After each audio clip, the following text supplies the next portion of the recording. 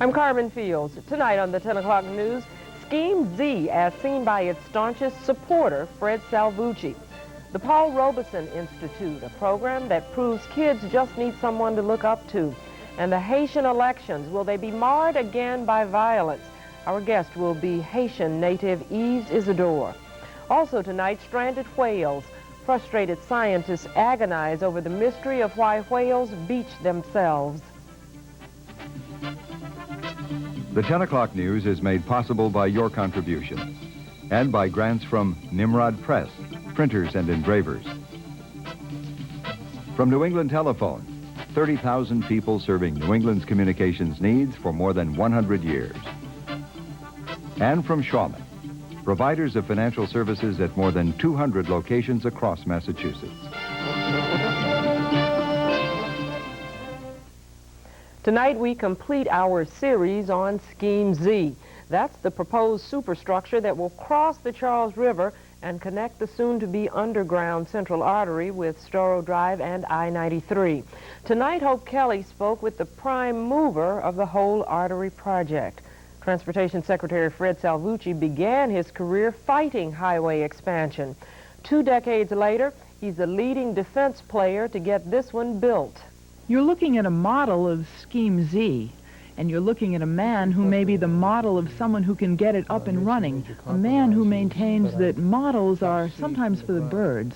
Many of the horrible photographs you've seen are basically views or sketches of what one would see in a helicopter hovering over the Prison Point Bridge. Ask yourself a question. What's the last time you took a helicopter ride over the Prison Point Bridge to look at Boston sand and gravel? That's not the view that people who live in Charlestown or live in Cambridge are ever going to see. Plenty of those people may not believe him, but he says Scheme Z won't do much to change their worldview at all. What you will see from Charlestown after Scheme Z is built is virtually identical to what you see from, let's say, the corner of Rutherford Avenue and Austin Street today. In other words, elevated highways crisscross the horizon on this side of Charlestown, looking toward the Charles River already. Scheme Z will expand those highways and increase capacity to what is needed, so there won't be the constant overflow of cars onto Charlestown and Cambridge and Somerville streets. That's the problem. He says Scheme Z is the solution. It's sizable, but it's all concentrated in one space. The argument that some of the opponents have made is that it's like taking a standard clover leaf and putting all 4 leaves in one quadrant. And our response to that is exactly. We've taken all 4 leaves of a standard clover leaf, put them in the quadrant that is already industrial, already has a very noisy but necessary activity called Boston sand and gravel and the railroad. That's the trade-off as he sees it. When the old expressway comes down, it will open up one side of Charlestown toward Old Ironsides. Scheme Z will go up on the other side. And there is a price to it. It further reinforces the industrial character around Boston sand and gravel. I think that's an appropriate balancing of the values. It can't be beautiful residential everywhere, and it shouldn't be. You know, the city won't function if there aren't some places where the railroads carry people into the downtown. This is the corridor. But opponents say that corridor is about to turn into an aesthetic and environmental catastrophe. They call Scheme Z the highest density traffic interchange in the world. I think that's not true, but there's no question that it's big. Not even Fred Salvucci could call Scheme Z small. Remember, we're talking 16 lanes of superhighway, over 10 stories high and larger in size than the Boston Common. What's more, it will create as much elevated highway above ground as the Central Artery will put beneath. Some say that's a trade-off that favors downtown Boston at the expense of cities just outside. Basically what they're doing is they're squeezing all that elevated highway out to Charlestown, Cambridge, and the end of Somerville. Dan King is a Charlestown resident and Scheme Z opponent. You might assume that he and Salvucci have little in common.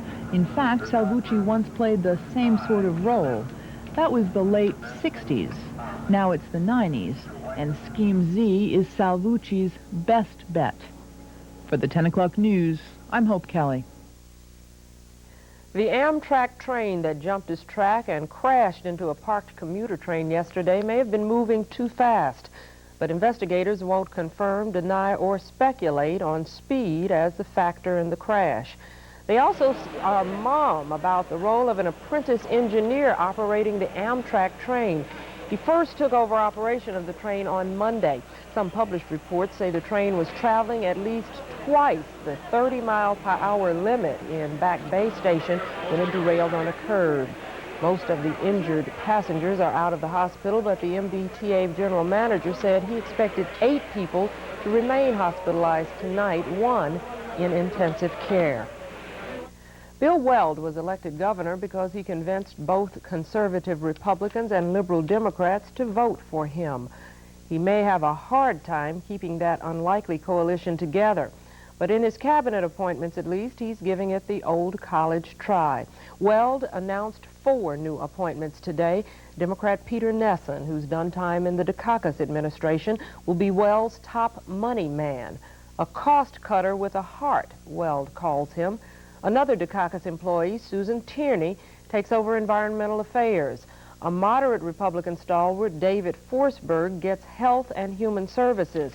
And Weld's conservative campaign nemesis, Steve Pierce, will run communities and development. All 4 can be considered Beacon Hill insiders, so Weld was asked today just how committed to change he really is. Believe me, by the time the sun has set on the last day of March in 1991, no one in Massachusetts will be under any illusions about whether Paul Cellucci and I and our team want to bring change to Beacon Hill. The first 3 months of this calendar year are going to consist of a very interesting dialogue and public discussion about the process of bringing change to Beacon Hill. And while we're talking about Republicans, he didn't defeat Senator John Kerry in November, but Republican Jim Rappaport did win 1 race, the campaign spending one. According to federal documents released today, Rappaport spent $5.1 million on the U.S. Senate race. Kerry spent $4.7 million. Kerry was 7 times more effective than his opponent in getting contributions from individuals. The bulk of Rappaport's money came out of his own pocket. Federal records reveal he spent $3.7 million of his own money to lose to John Kerry. With reputed mobsters Jerry Angiulo and Raymond Patriarca Jr. behind bars, Frank the Cadillac Salemi was believed to be one of Boston's last gangland kingpins. But tonight he's in jail, too, after his arrest in Canton this morning by state police. Salemi and his son are wanted in California, where they've been indicted on charges of conspiring to commit grand fraud and failing to pay hotel bills. They allegedly bilked California hotels of $55,000. According to a Los Angeles County prosecutor, a grand jury there is preparing to indict Salemi and his son on charges that they plan to steal $10 million from a Teamsters pension fund. Bail was set at $75,000 in cash, and his son is still at large. The stabbing death of a student at Boston High School this week is just the latest statistic in a disturbing trend: blacks killing blacks. Young people dying for the most senseless reasons. But as Marcus Jones reports, frustration about violence in the black community prompted a group of prominent black men to do something about it.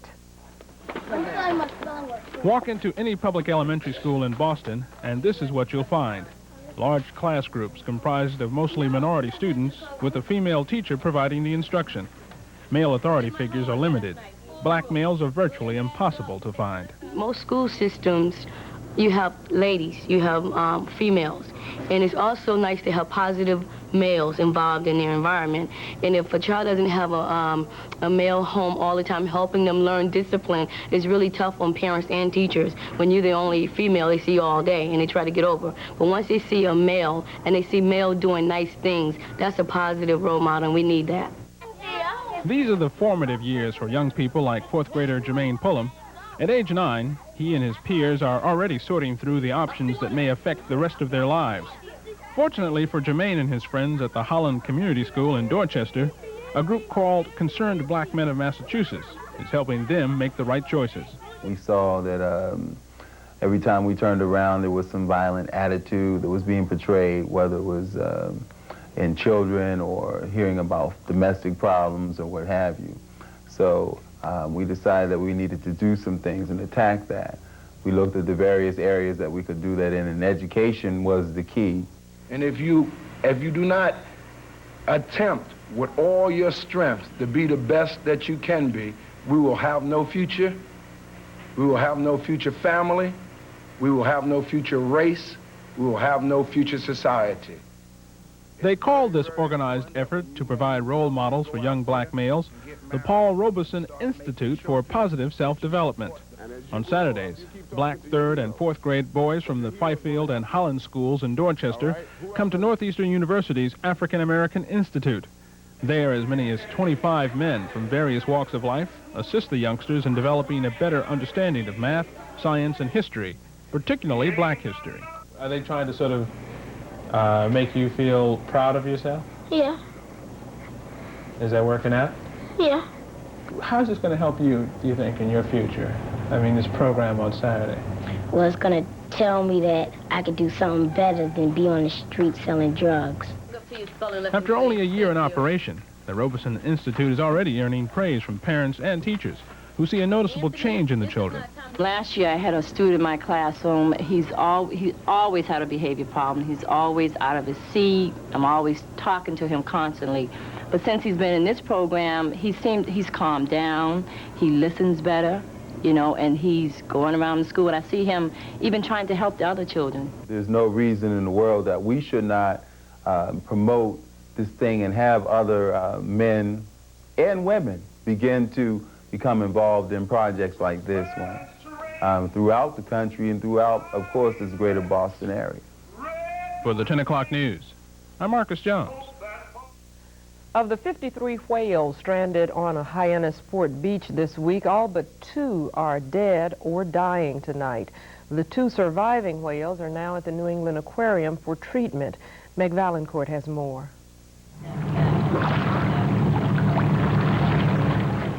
They're swimming slowly. Researchers say they're in a state of shock. The 2 whales, rescued from Tuesday's mass beaching, are recuperating in a special tank at the New England Aquarium. They become quite ill, actually, as a consequence of stranding. It changes their physiology rather dramatically. We've got to monitor it very carefully and medicate accordingly. Both are young female pilot whales. With the help of medication, they're swimming a little stronger now, but neither is eating on its own. Most that they've done is come over and look at the fish, or really look at the fish when it's been thrown in. Occasionally they've ducked their head under to really almost pursue it, and they've bumped straight into it, and they've come and looked at it right in my hand and come right along here within a foot and given it a good look. But so far they haven't eaten it on their own. Last night we did go ahead and force feed them, so they did get some food and some fluids last night. Sharing the special tank is a dolphin rescued from another stranding last month. Both dolphins and pilot whales are gregarious mammals, so researchers hope the company will help them. But it will be weeks, even months, before aquarium officials can say whether the 2 young whales will survive. The animals that we brought here to the aquarium were the ones that we assessed as having the best chance of making it at all. They were small animals, probably not too much muscle damage with the time that they'd spent on the beach. They seemed to be in an area where other animals were not resting on them, crushing them further. The 2 whales are probably the only survivors of the mass beaching that took place earlier this week.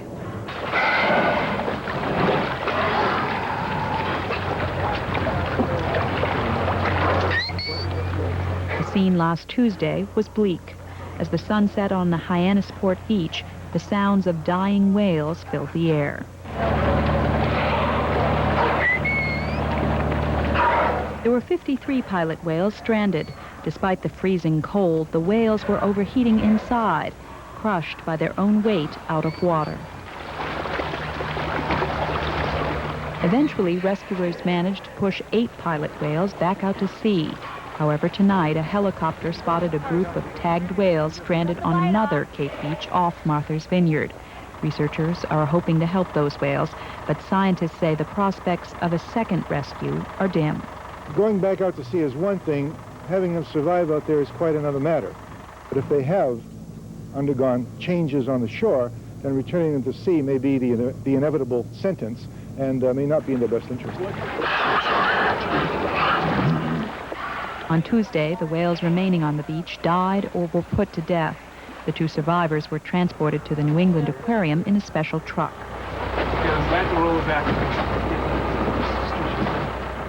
The phenomena of mass beaching is as old as Aristotle. Still, researchers can't answer the question why. No, I continue to be completely baffled as to why they do this, why they come ashore. We've been working on that problem since 1972, and we can go through the litany of thoughts and notions and theories and half-truths, but we really don't know. The rescue was a result of enormous efforts by researchers and volunteers, and the process of rehabilitation is long and costly. But aquarium officials argue they have no choice but to help when and if they can.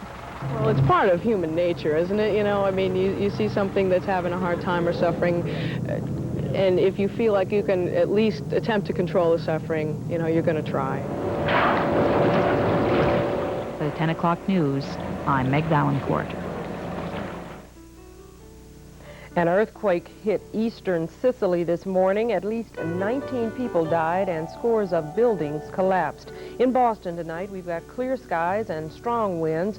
Overnight lows will be in the low mid-20s. Tomorrow, the sun comes out and the winds should die down a bit, highs in the mid-30s. Tomorrow night will be another clear and cold one, lows again in the 20s, even chillier in the suburbs. And Saturday looks to be mostly cloudy, with highs near 40 degrees. They're going to try again to vote in the tiny nation of Haiti on Sunday. Violence at the polls, 34 voters were murdered, canceled the 1987 election. It would have been the first free election since dictator Jean-Claude Duvalier fled to France in 1986. There are 11 candidates for president. The front-runner, a former priest who joined the contest late. President Bush is sending an observer team to monitor. It will include Monsignor William Murphy of the Archdiocese of Boston.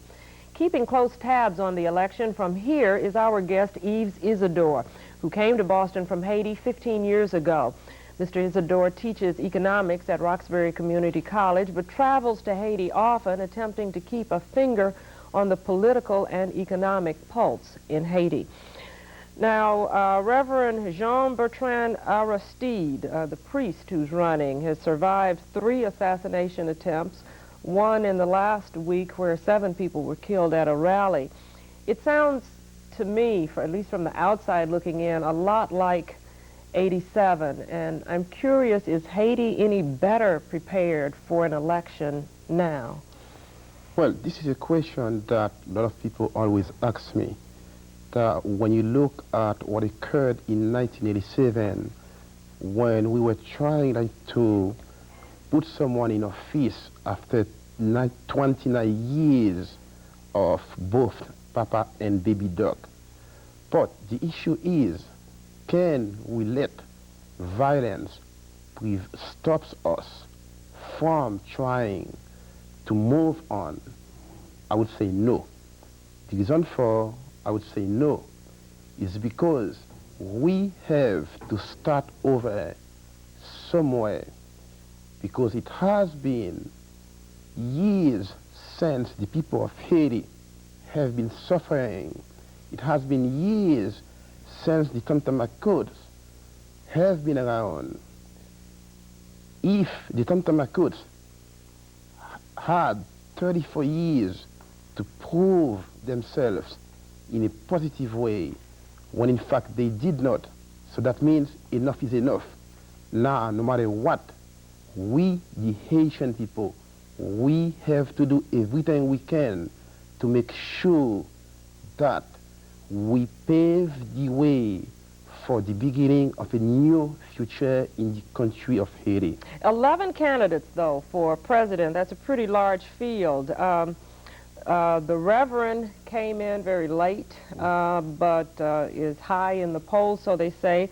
Also very popular is an economist, Mark Bazine. Tell me a little bit about both of them and why you think the former priest is so popular. First, let me start with Father Jean Bertrand Aristide. He has been around for years. In fact, I would say about 7 years ago, if I'm right, he started like an orphan in Haiti, and he took in from that time to date, he has fed and sheltered more than 10,000 kids. So I'm talking about kids who didn't have anyone to do anything for them. But in terms of Mark Bazin, yes, he's a very, educated guy. He spent years working at the World Bank, and he is someone that the country needs. But I think the people, do not feel comfortable with someone like him because he hasn't demonstrated the type, he hasn't shown that he is the type of person who really can do something for the people of Haiti, who really can do something for them. But in terms of Father Aristide, someone who almost lost his life even last week.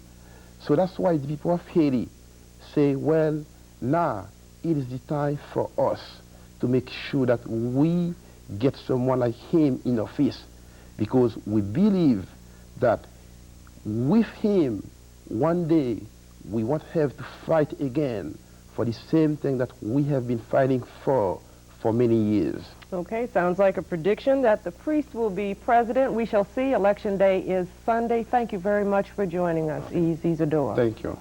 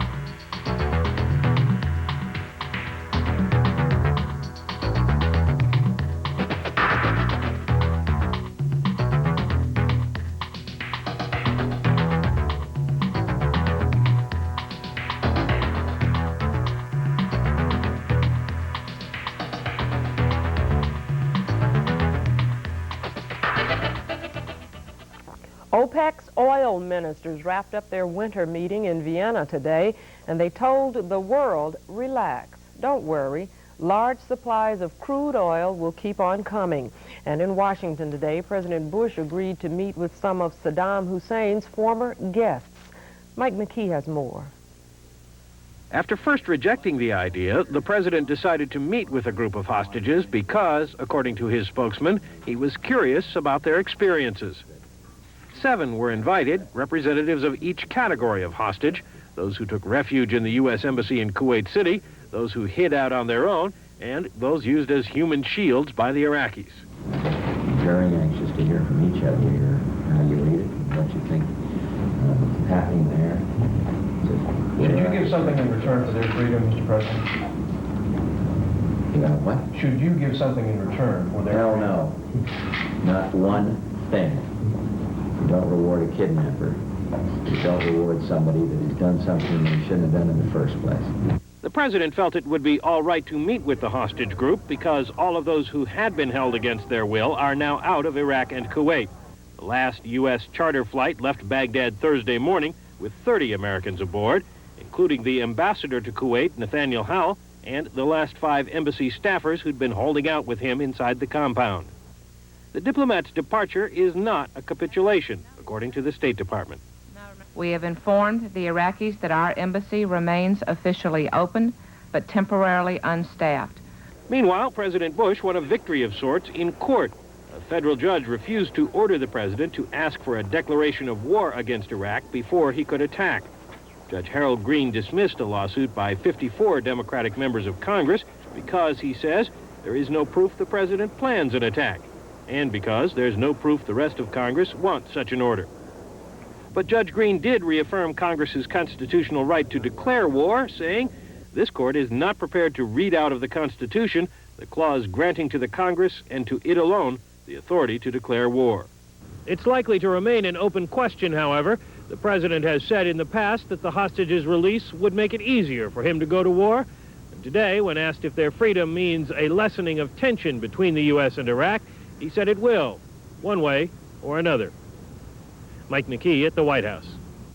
Bill Bennett always liked a challenge. He once dated Janis Joplin, served as Ronald Reagan's education head, and led the drug war as the nation's first drug czar. 2 weeks ago, he accepted another challenge to chair the Republican National Committee. Today, though, Bennett turned it down. The change of heart came when he was told he'd have to forego the lucrative lecture circuit and a mega book deal with Simon & Schuster. If he didn't, Bennett would risk violating the new Ethics in Government Act. Not everyone in the party was sad about today's development. Said Senator Dole, quote, I thought Bennett was a mistake in the first place. He'd only been a Republican for about 4 years. In South Africa today, Nelson Mandela told a cheering crowd, quote, the day for which we have all waited has come. Mandela was talking about the homecoming of African National Congress President Oliver Tambo, who's been in exile for 30 years. Kevin Dunn reports. All morning, crowds gathered at Johannesburg Airport to welcome Oliver Tambo home. The atmosphere was largely exuberant, though when Nelson Mandela arrived to greet his lifelong friend, police suddenly used dogs to keep the crowds back, and several people were hurt. Oliver Tambo was sent into exile when the ANC was banned 30 years ago. Once Nelson Mandela's partner in law, he toured the world to gain support for the black liberation struggle. With Mandela jailed, Tambo became the ANC's president. He left South Africa with apartheid being rigidly imposed. He returns to a freer country, but one beset by violence between black factions. He will add his powerful voice to those appealing for peace, but his position in the ANC is today largely symbolic. But that didn't diminish the warmth of the welcome some 5,000 ANC supporters prepared for their leader. And their patience was rewarded when, 2 hours late, the ANC president arrived. The entire ANC leadership was there to greet him, as well as other dignitaries and guests. Mr. Tambo, who is still suffering from the effects of his stroke last year, will tomorrow open the ANC's first conference inside South Africa for 3 decades. Tambo's return comes at a time when the ANC has little else to cheer about. Power-sharing talks with the white government have yet to get started, and the violence in Johannesburg's black townships has killed more than 1,000 people since last August. So his work will be cut out for him. And that's our news. I'm Carmen Fields. Good night.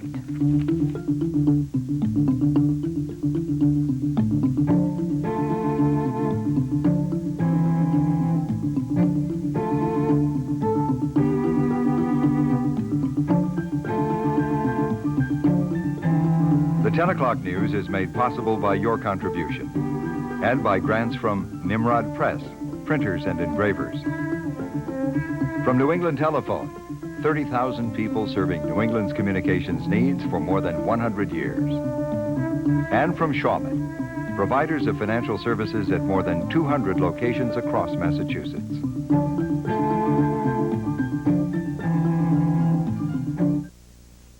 Hi, I'm Ron Delachiesa. I just want to say thanks.